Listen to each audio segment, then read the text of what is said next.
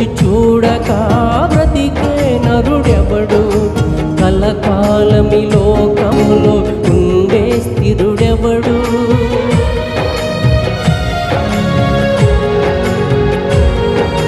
మరణము రుచి చూడక బ్రతికే నరుడెవడు? కలకాలమి లోకములో ఉండే స్థిరుడెవడు? చిన్న పెద్ద తేడా లేదు మరణానికి, చిన్న పెద్ద తేడా